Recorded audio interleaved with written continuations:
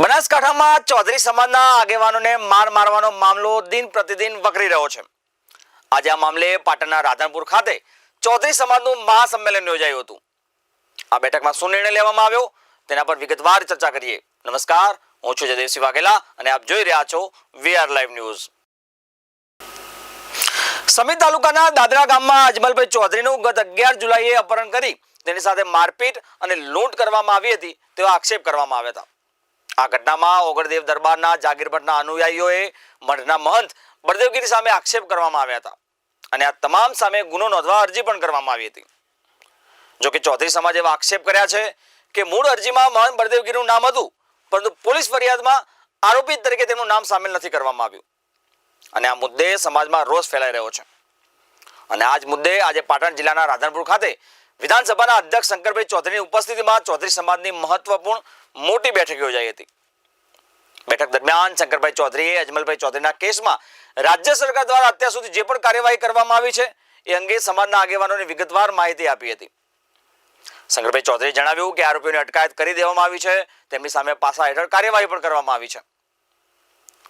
શંકર ચૌધરીએ આ બેઠકમાં સમાજના લોકોને હાલના તબક્કે આ મુદ્દે કોઈ પણ રેલી કે અન્ય જાહેર કાર્યક્રમો ન કરવા માટે મનાવી લીધા છે।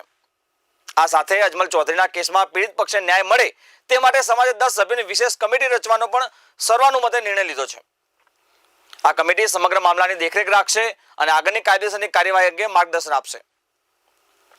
વિધાનસભાના અધ્યક્ષ શંકર ચૌધરીએ શું કહ્યું બેઠકમાં, આવો સાંભળીએ। જે મદદ રાજ્ય સરકારે કરી એની પણ જાણકારી બધાએ આગેવાનોએ આપી કે ભાઈ આ કેસની અંદર ગુનેગારોને પકડીને એને પાસામાં મૂક્યા, એ પણ જાણકારી આપી।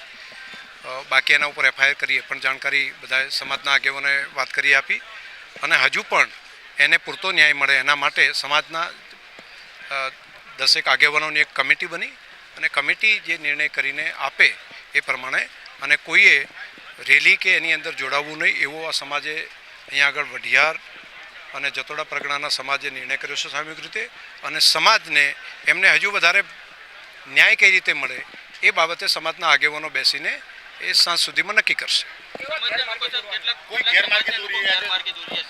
હા, કોઈ પણ ઘટના બનતી હોય તો કેટલાક લોકો મદદ કરે અને કેટલાક માત્ર વિડીયા બનાવીને મૂકે। મદદ કરવાવાળા મદદ કર્યા કરે અને જેને વિડીયા બનાવીને મૂકવા છે એ લોકો વિડીયા બનાવીને મૂક્યા કરે।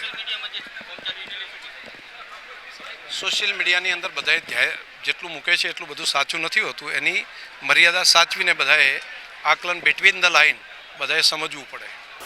આપ આ વિષય પર શું વિચારો છો અમને નીચે કોમેન્ટ બોક્સમાં જરૂરથી જણાવજો। ત્યાં સુધી મને આપશો રજા। નમસ્કાર।